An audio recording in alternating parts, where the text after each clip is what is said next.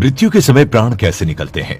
कल्पनाओं से भरे इस सवाल का जवाब कहीं और नहीं बल्कि हमारे धर्मशास्त्रों से एक गरुड़ पुराण में दिया गया है, जिसमें बताया गया है कि जिस समय किसी की मृत्यु होने वाली होती है उस समय वो बोलने की बहुत कोशिश करता है लेकिन बोल नहीं पाता। कहा तो ये भी जाता है कि बढ़ते समय के साथ उनकी बोलने सुनने की शक्ति खत्म होती जाती है और तो और उस समय शरीर से अंगूठे के बराबर आत्मा निकलती है, जिसे कोई और नहीं बल्कि खुद यमदूत पकड़कर यमलोक ले जाते हैं। इतना ही नहीं, मरते समय आत्मा शरीर के 9 और द्वारों में से किसी से भी शरीर छोड़ सकती है। लेकिन सोचने वाली बात है कि आपके शरीर की आखिर वो कौन सी जगह है?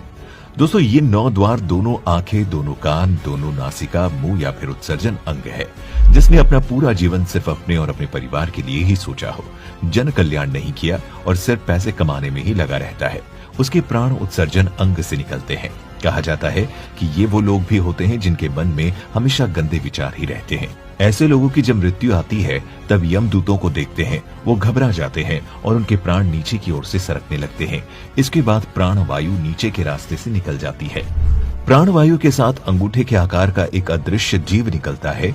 यमराज के दूत उसके गले में पाश बांध देते हैं और अपने साथ यमलोक लेकर जाते हैं। इस तरह की मृत्यु पापी व्यक्ति की मानी जाती है। वहीं जो लोग दुनिया की मोह माया में फंसे रहते हैं और उनके अंदर जीने की तमन्ना बहुत ज्यादा होती है, इसके साथ ही परिजनों की ओर भी मोह ज्यादा होता है, ऐसे लोगों की जब मौत पास आती है तब उनकी आंखें काम करना बंद कर देती है, साथ ही साथ कान से सुनाई देना भी बंद हो जाता है और वो चाहकर भी किसी से कुछ नहीं बोल पाता।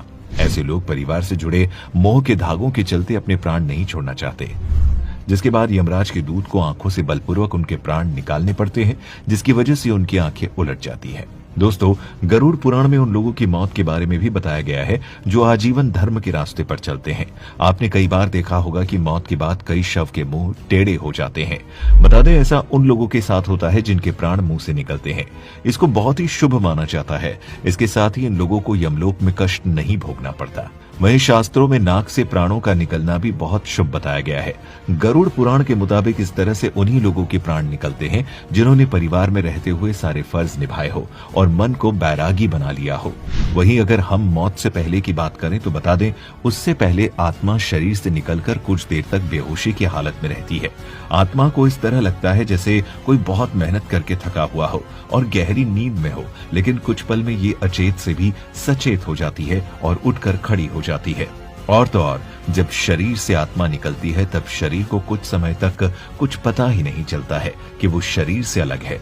वो उसी तरह व्यवहार करती है जैसे शरीर में रहते हुए उसका व्यवहार था। जिसके बाद आत्मा अपने सगे संबंधियों को आवाज देती है पर वो सुन नहीं पाते, जिसके चलते आत्मा को बेचैनी और छटपटाहट होने लगती है। वो परेशान होकर सभी लोगों से कुछ कहना चाहती है पर उसकी आवाज बस उस तक ही गूंज कर रह जाती है, क्योंकि वो भौतिक नहीं अभौतिक आवाज होती है और मनुष्य केवल भौतिक चीजों को ही महसूस करता है।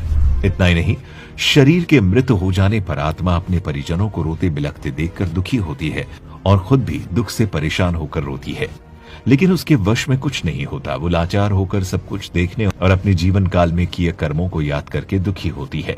जिसके बाद यम के दूत आत्मा से कहते हैं कि चलो अब यहाँ से चलने का समय आ गया है और कर्मों के अनुमौत और नरक से जुड़ी और जानकारी जानना चाहते हैं तो कमेंट करके बताएं।